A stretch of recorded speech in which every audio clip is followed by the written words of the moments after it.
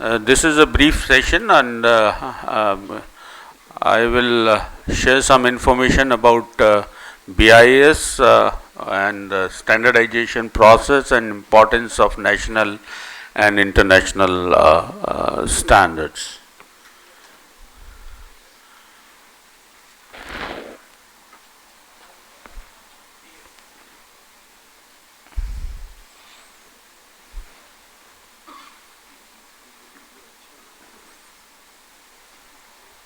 No, वो तो ठीक है.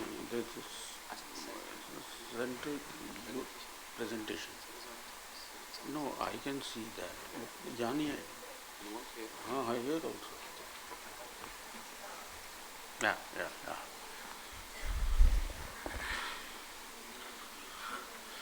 So first, I will go for overview of BIS. What is BIS? How BIS started the journey of standardization. So beginning was with the Indian Standards Institution. You must have heard about and seen ISI mark, ISI. Still we are using that logo because of the first name of this organization was Indian Standard Institution, and this was established in 1947, 6th January, prior to our independence. And it is not only that standardization process in an organized way started in 1947, rather Institute of Engineers India, that was acting as an Indian committee of British Standard Institution since 6th August 1919.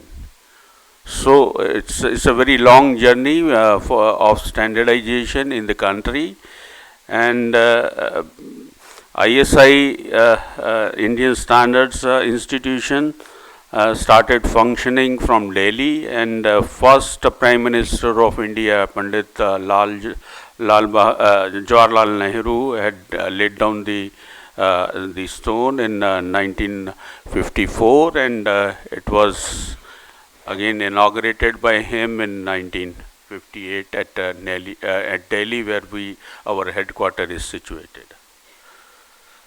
So then BIS Act came in 1986.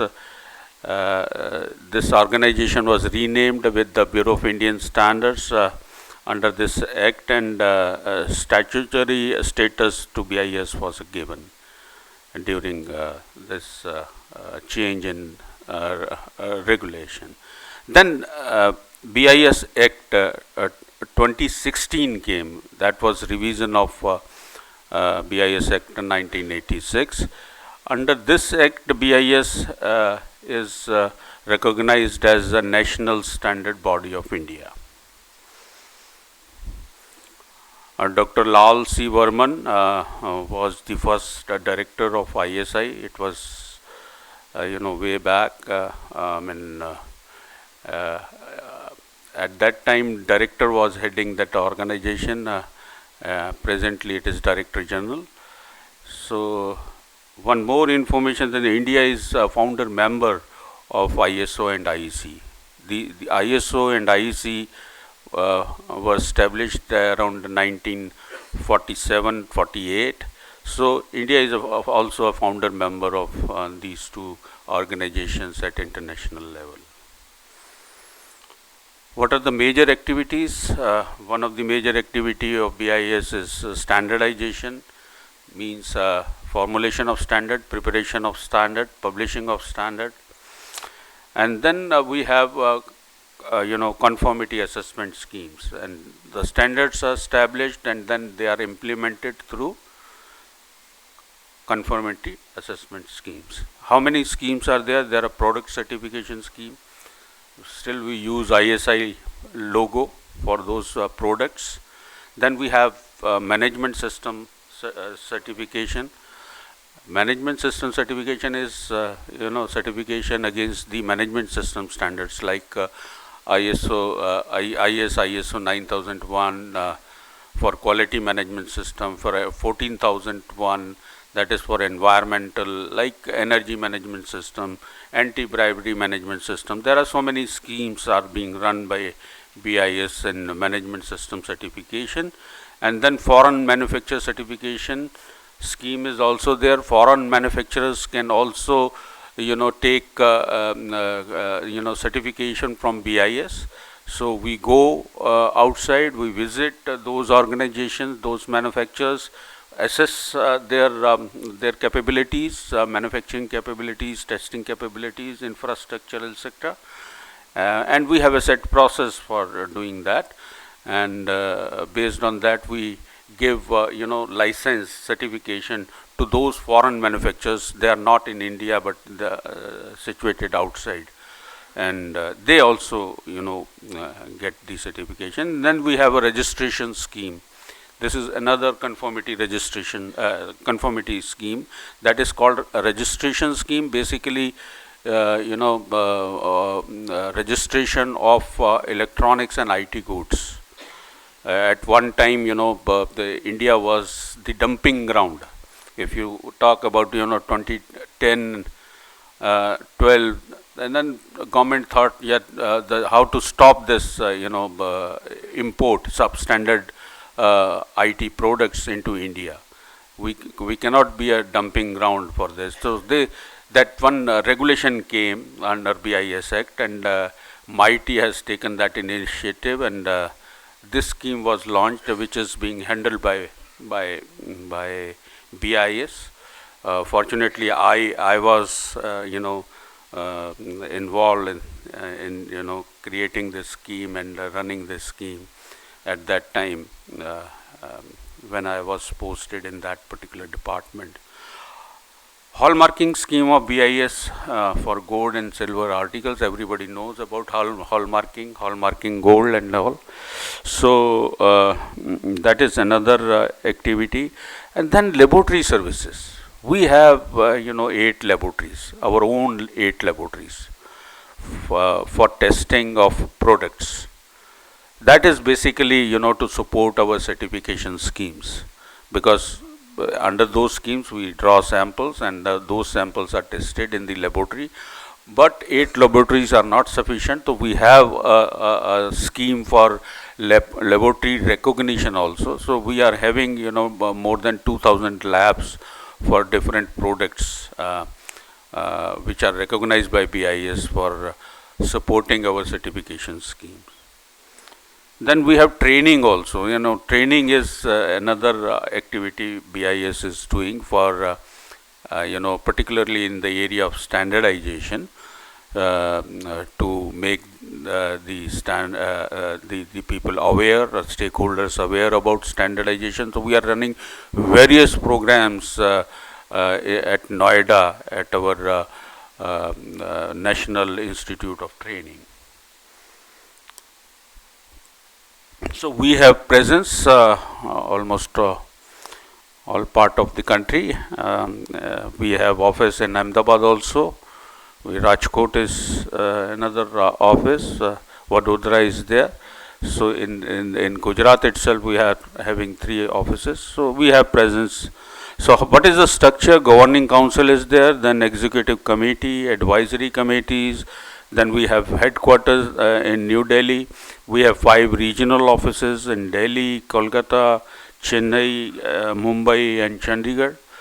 41 branch offices, 8 laboratories, 3 referral laboratories for hallmarking, and then a National Institute for Training for Standardization in Noida. So, what is standard? Can anybody share what is standard? What do you mean by, what comes in your mind when we talk about standard? We're talking a lot of times about standard. What is standardization? What is standard? Yes, that is one aspect. Yes.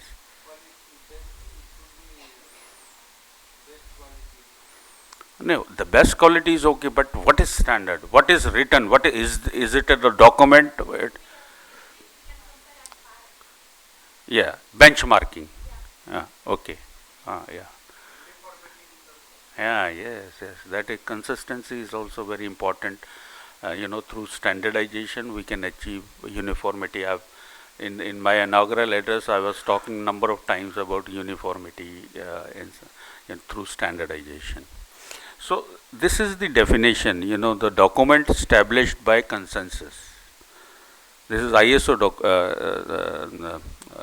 definition, and approved by a recognized body, that provides for common and repeated use, rules, guidelines, or characteristics for activities or their results aimed at achievement of optimum degree of orders in a given context.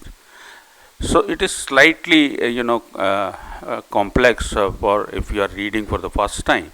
But in nutshell, I'll tell you, this is a document.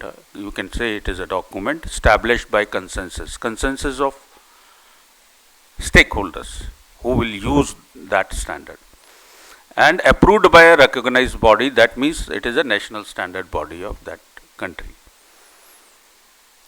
So, like in India, BIS is a national standard body. Like in UK, it is British Standard Institution. That they are the national standard body. In Japan, there is a different body.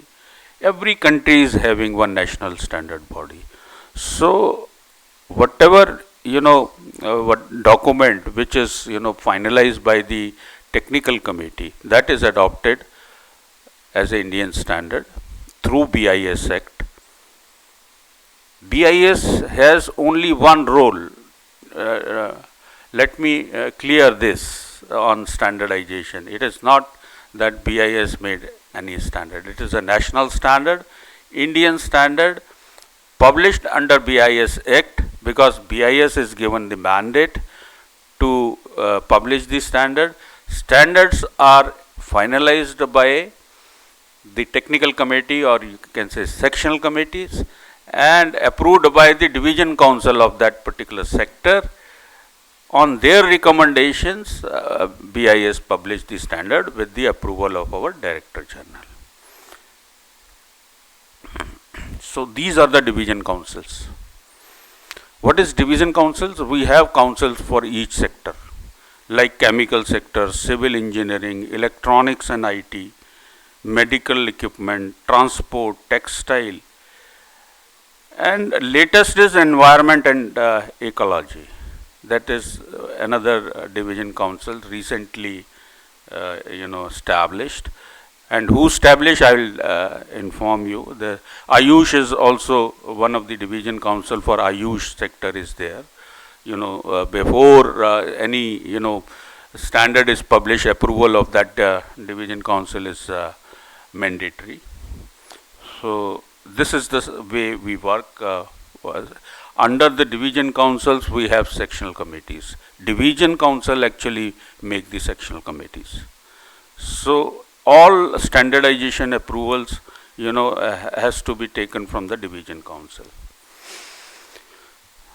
Who is the chairperson? Chairperson of any division council is appointed by Standard Advisory Committee of BIS. That is under the Act. We have a Standard Advisory Committee. Chairperson is selected by them. Chairperson is appointed for 3 years, and generally we one meeting is conducted every year, but right now we are conducting at least 2 meetings of division councils because of a lot of changes in various divisions. So we have decided last year to have 2 meetings of division council.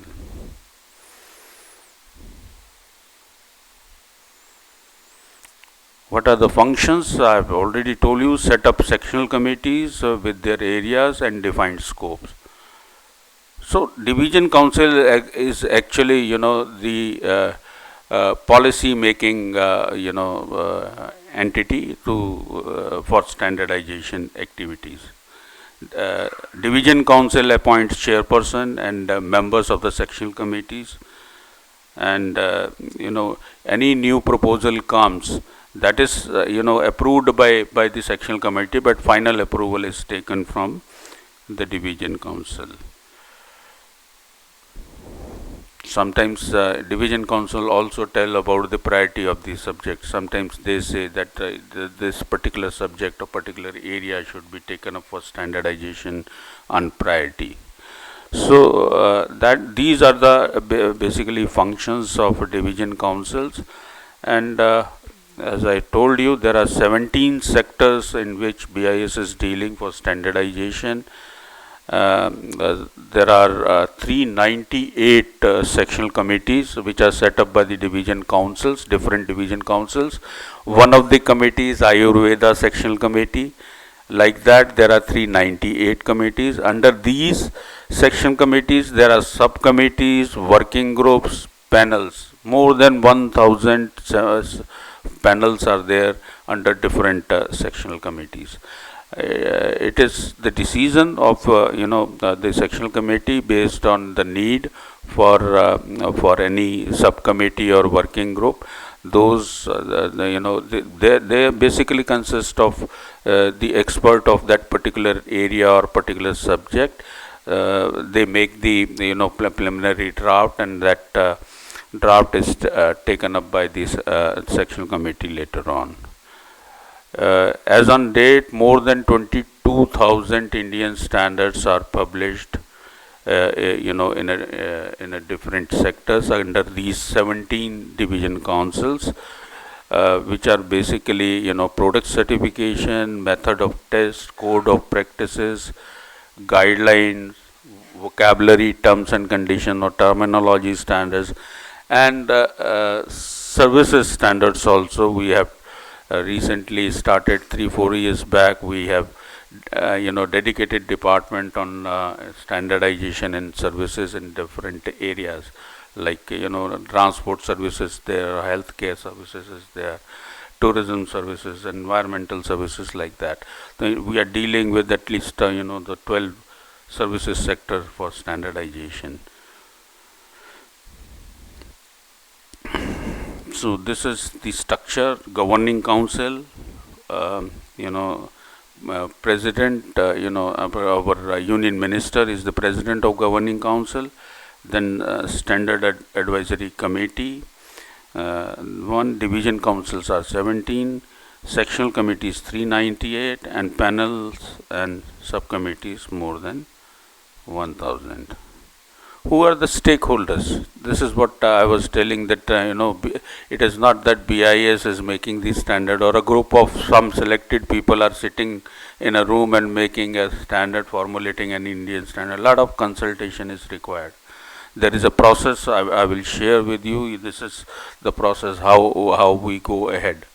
I will give you some more details about the process. Stakeholders. Who are the stakeholders in the division council and sectional committee, any technical committee? It is government. Government is one of the very important stakeholder, because they are making policies, guidelines for the country. So they have to be there in the sectional committee or division councils. Regulators of the country, industry, their associations, laboratories, R&D institutes, to get the support of research already done by those R&D organization, and can be utilized for making these standards. Then consumer is, of course, consumer or consumer organizations. They should be part of the sectional committee or the division council. Academia play a very important role, and they are one of the very important stakeholder for standardization activities. So what are the principles of standardization? First is the transparency. Transparency should be there. Otherwise, if you make the standard in a closed room, nobody will accept that standard. If that standard, even if it is published, nobody will use it. So standards are basically voluntary in nature. It is not that one standard is published then everybody has to follow that standard, until and unless that the government decide that yes, this standard should be implemented on compulsory basis. So for that they issue notifications. Government issue notifications under BIS Act. It is not that BIS is going for any mandatory certification. It is the government take the decision to make anything, any product mandatory. So there are around 500 plus mandatory products which are under certification for from BIS. The transparency in standardization, easy accessibility of information, work programs. That means we have that system. We have our website, we have our portal, BIS standardization portal. Anybody can access through a small login, giving your email ID and phone number and credentials. You can log into a BIS portal and you can watch what are the activities going on in different committees. In 398 sectional committee, what is going on? How many standards are published? How many standards are under development? So all that information is available.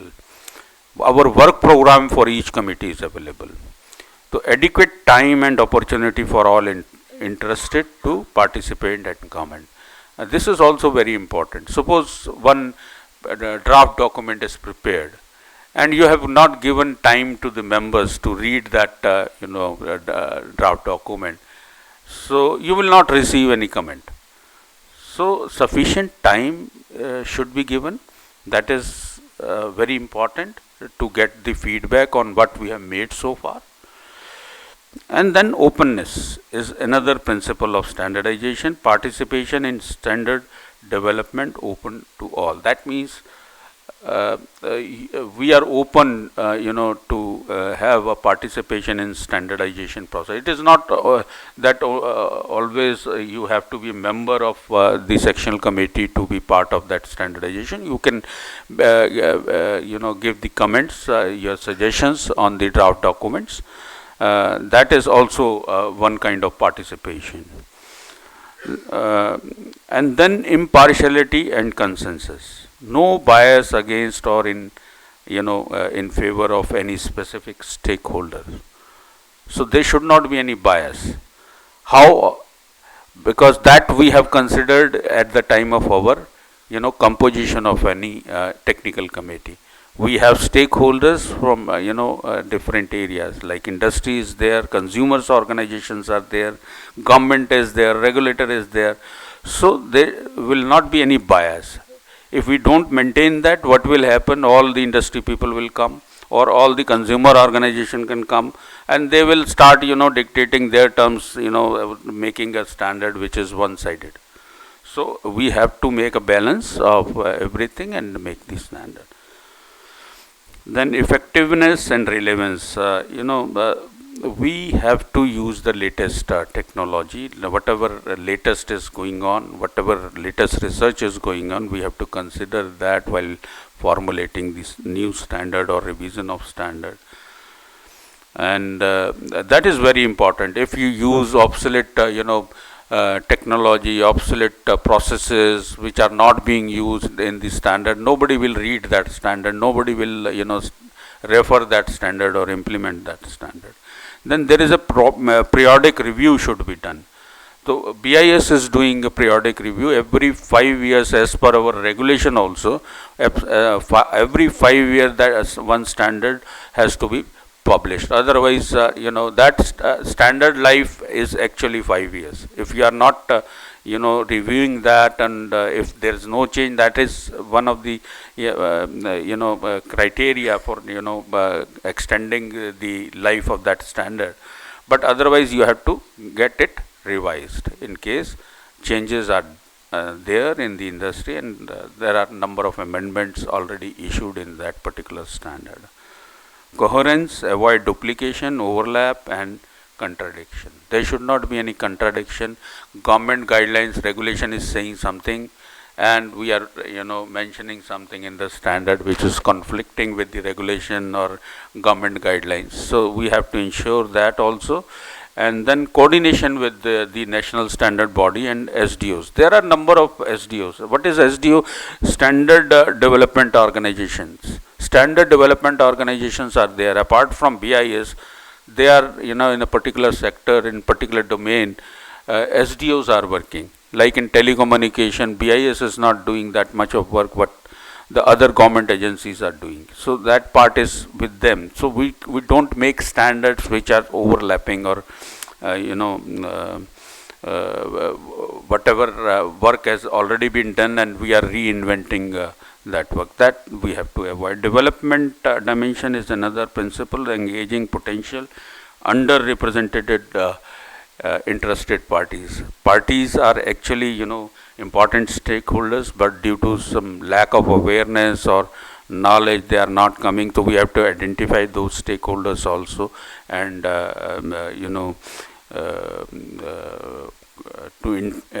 engage them for any comment or any suggestion on the draft standard or the existing standard.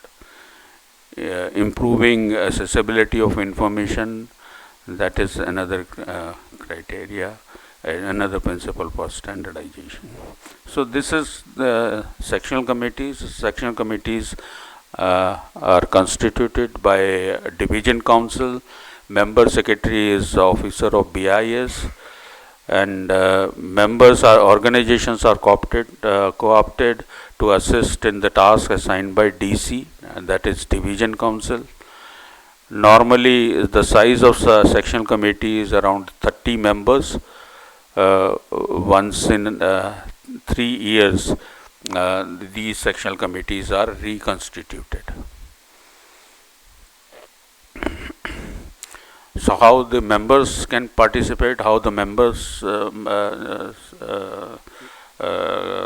can be part of that sectional committee. Generally, membership is given to the organization, and organization nominate the experts, representative to participate in standardization activities of technical committees. Apart from that, we have provisions for experts in personal capacity. That is also some experts have they have retired and they want to continue their services. They want to contribute in standardization work. So those experts are also taken in personal capacity for standardization activities. So there are two types of membership: principal member and alternate. Principal member is generally attending the meeting. In his or her absence, sometimes non-availability, the alternate representative can also attend the meeting of the technical committee. Then one more representation from the young professional below the age of 35 years. That provision is also there. In case organization who is member, they can also nominate one or two young professionals. So chairperson of the sectional committee, that is appointed by the division council. It is not appointed by BIS. It is all chairperson of the sectional committees. They are appointed by division council, and we expect that they should be the chairperson should be from the neutral organization, preferably from the government department. It is not that always it has to be from the government department. We have number of chairperson in personal capacity also, but they have to be neutral. They should not favor any organization or their parent organization for standardization activities. So appointment is done for 3 years, and chairperson is eligible for reappointment. That is considered by the division council, that particular division council, whether to reappoint or not. What are the functions of the sectional committee? Like we are having Ayurveda sectional committee. So what are the functions? If you relate from that, there are different functions. Like one is document management. that new work proposal comes, how to assign, what should be the priority, that is to be decided by the sectional committee. So apart from that, finalization of standard, the sectional committee actually finalize the standard and take up review of revision and amendments to the existing standard. So all such decisions are taken by the section committee. Then meeting management. It is the responsibility of the chairperson to conduct regular meetings of the sectional committee, reviewing the scope, structure, and processing of documents, approval of documents at various stages.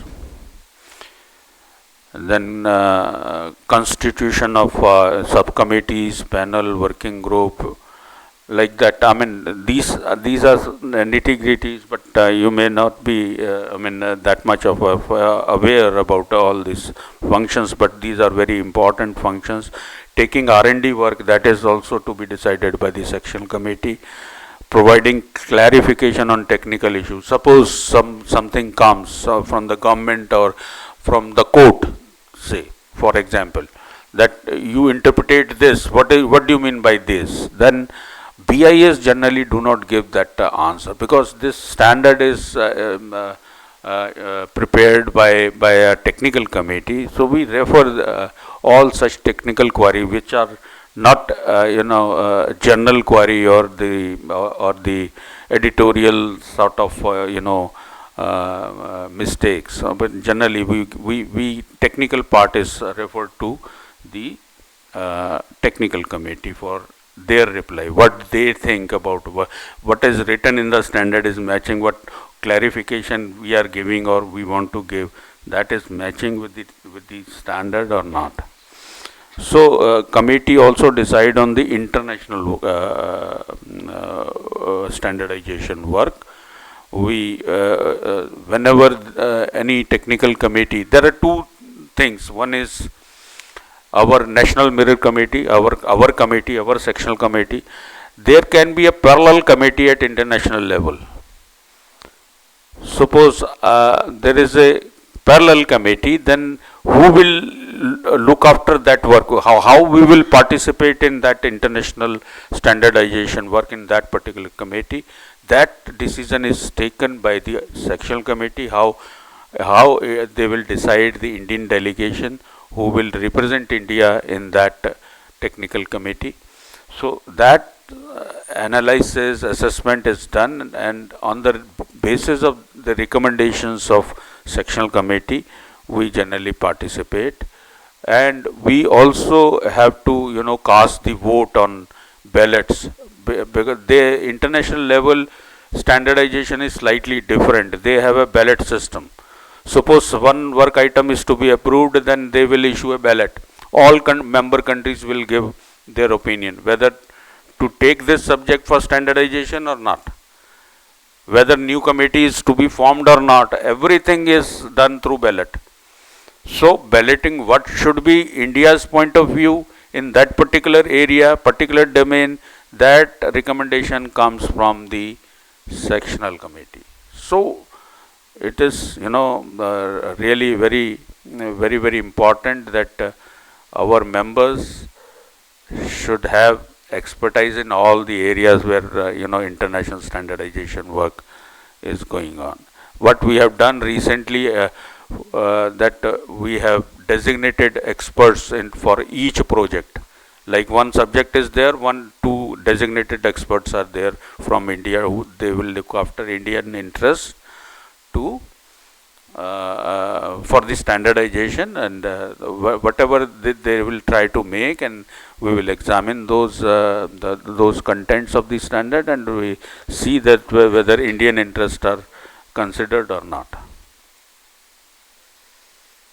So standard formulation process, this is proposal for standardization can come from the committee or any individual or any organization, government, anybody can give the proposal for new standard. Suppose somebody wants that I want a standard on yoga center. yoga centers are being run and there is no standard how to operate, what type of services, what minimum infrastructure is required, what should be the qualification of yoga instructor.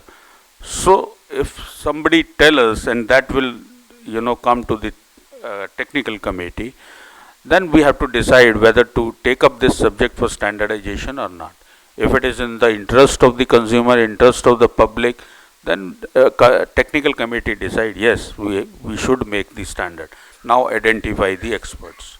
So proposal can come from anybody, even public, any individual can make the proposal. Government can say you make the standard on this particular subject. Like we have been given, in the services, sustainable beaches. You make, and Ministry of Environment, told us to make the standard on sustainable beaches. On urgent basis, we are working on it. So that government can give, individual, even the committee members can give, even institutes can give. Yes, we want a standard on a particular subject. Then this is approved by the technical committee. Then preliminary draft is prepared by the group of experts within the committee. It is not outside. Now it is confined to the committee only. Committee experts are sitting together making a preliminary draft, and then preliminary draft is shared with the committee, and if there are no comments, committee agree, yes, we have made this standard, preliminary draft is okay for us. Now we go for a wider consultation. We take that document outside for public comment. So it is lot of consultation takes place before finalizing any standard. It is sometimes we have to send that draft to the ministries also. I will give you one example. One of my document is stuck. We started that project. We informed the ministry and about that project. That project was private security services. It is a very big area when a lot of manpower is engaged in that particular thing. But now the government is changing their law and they say you wait, we are changing the law, so it should be in line with that. Your standard, which is at the preliminary stage, has to be aligned with the new law. So it will take another 6 months. Hold on. So they can also hold. That sort of power is there with the government.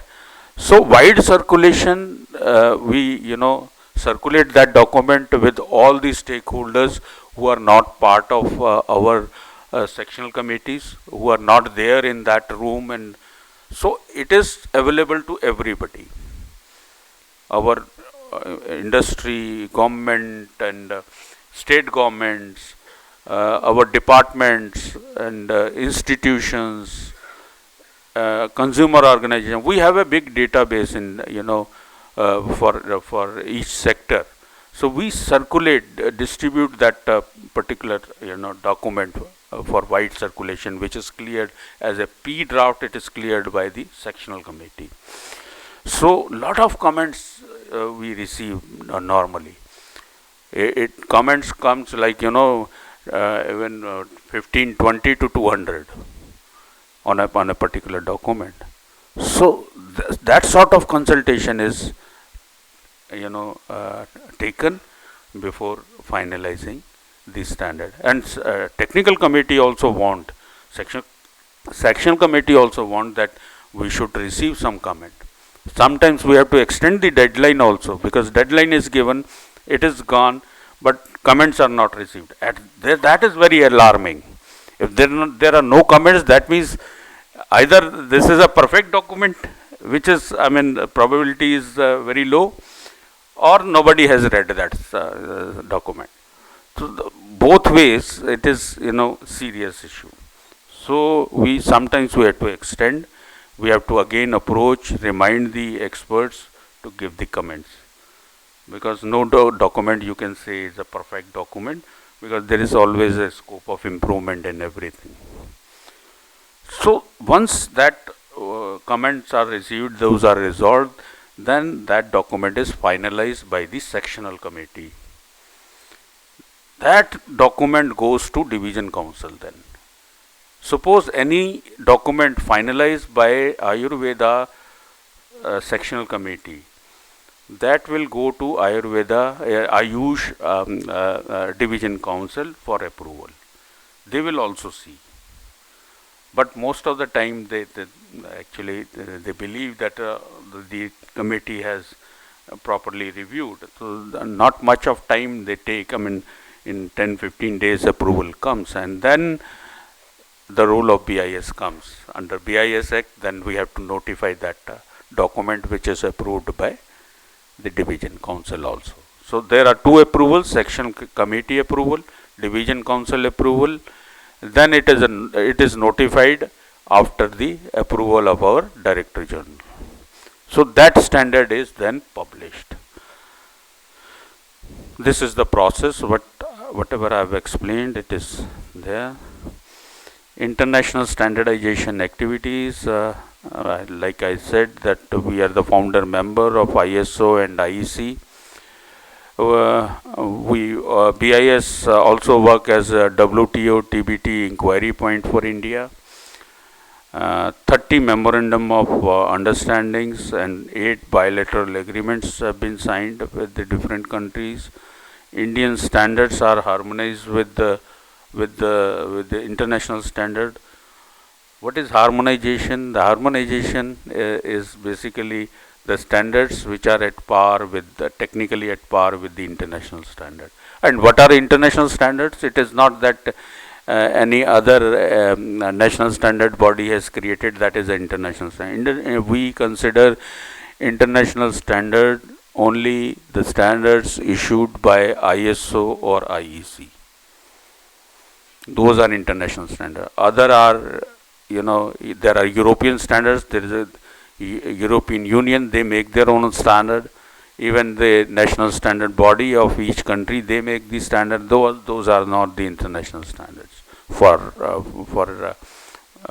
India. So if you see, there are 699 committees at ISO, in which India is P member of 547 and O member in 152 technical committees at ISO.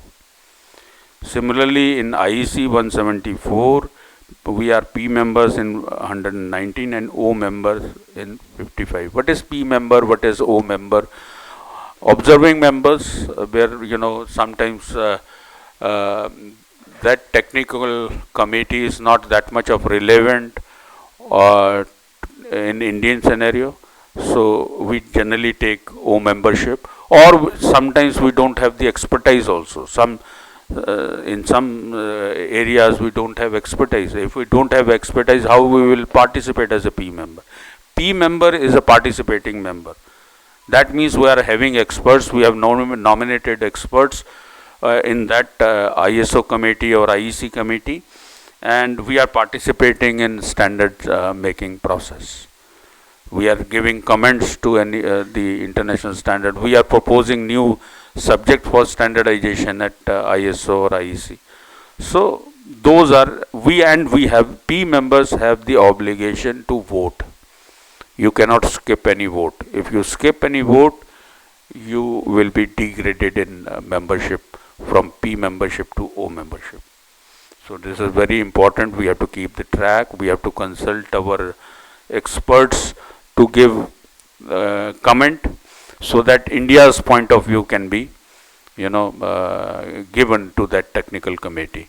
Of course, that is done through the approval of the chairperson of sectional committee.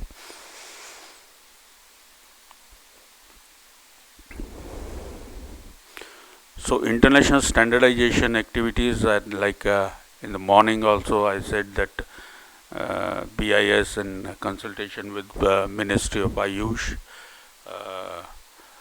has approved, proposed the new ISO technical committee on Ayurveda and yoga. So we are hoping that we will get the support of other member countries of ISO to formally, establishment of this committee, new committee, which would be handled by India through BIS, and hopefully we'll get good news next month. So these are the details of MOU with the reputed institutions. Generally, dealing with the engineering stream, most of them are except media and entertainment skill, and I am Trichy, National Law University. Other are IITs. Basically, we have the MOUs with these institutions for participation. We have a close collaboration. We conduct seminars, webinars, meetings, and all jointly with them. So that sort of collaboration is helping standardization work. And then we have National Institute of Training for Standardization, NITS, at Noida. That was set up in 1995, and we are providing training to support standardization and quality assurance, management system, certification, laboratory testing.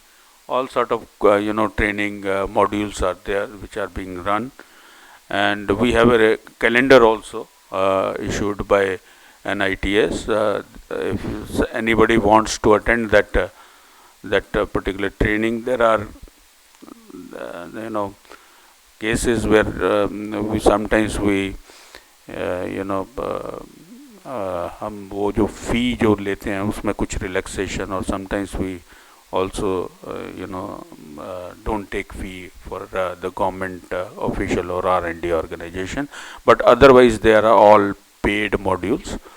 So but they're very useful, I would say, and I have seen lot of industry experts, they get training on emerging areas, new ways to handle standardization, not only standardization but research and handling other services. So we always have lot of demand of training, and we are also conducting training on site or on campus training is also done. If there is an organization or association, they want a particular module for training at their place, so that can also be arranged by BIS. So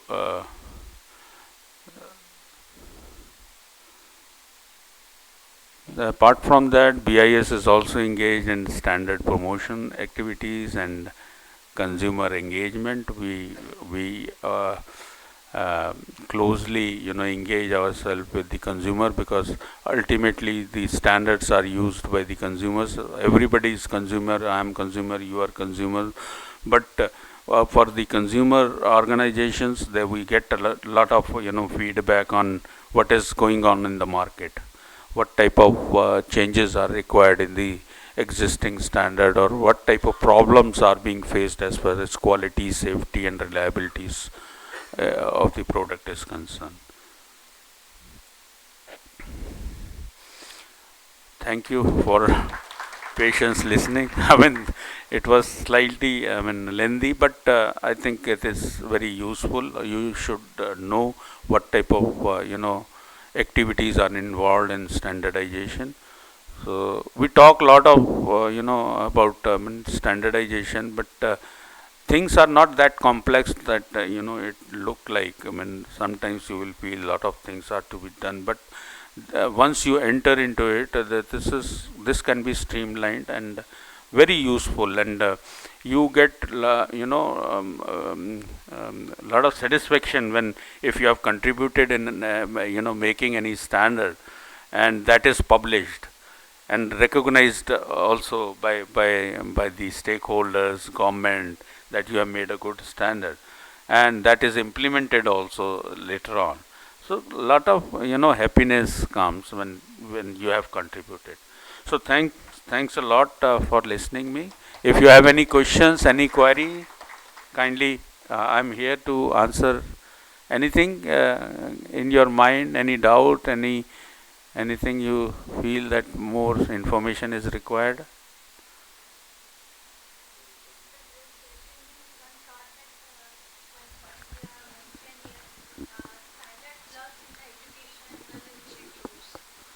Standard clubs. Right. Uh-huh. So I'm just giving you thought about it and how can I inculcate those There, processes in there an are, institute? yeah. Basically, standard institutes are having standard clubs. These clubs are, made in the institutes, in schools, to educate, children. Generally, we don't talk about standards or standardization, what type of industry is there. So BIS has taken the initiative to create standard clubs in the institutes and schools. Exactly, Uh, it is from primary and basic education is like that, so that we can thought in that way only. yes. So Standardization should be inculcated in the early childhood or late childhood, but it will be a good initiative. yes, How yes, can yes. we now inculcate in, because these adult learners, all students are, so to imbibe such values in them is somewhat challenging for us teachers, no? Exactly. You are very right. I mean, this is the age where, limited information can be given at school level. But at institution level, this is what I have requested all the faculty members to think how standards can be, integrated into our education. How the standards can be part of our curriculum in different courses. So that can be done. That is the next step. We are trying hard, and IIT, one of the IIT, Roorkee, they have started one course on standardization, and few more IITs have also assured us, and very soon you will find that number of other institutes will take such step, and they will have at least one elective Yes, as is. I requesting such type small elective course for Yes, yes, Ayurveda division yes. also. Maybe of less credit, but let us start with this, and later on we can think of having a full-fledged curriculum on standardization, like civil engineering is doing. If you see anybody nobody is from civil engineering, if you talk to any civil engineer, they will say that we have read so many standards during their study and during their bachelor of engineering and masters of engineering. So at one time they must have started, and subsequently, धीरे धीरे करके those standards are now part of the curriculum. So that is what we need to do in other sectors also, like civil engineering have done. Anything? Okay. If no questions, thank you very much once again. Thank you.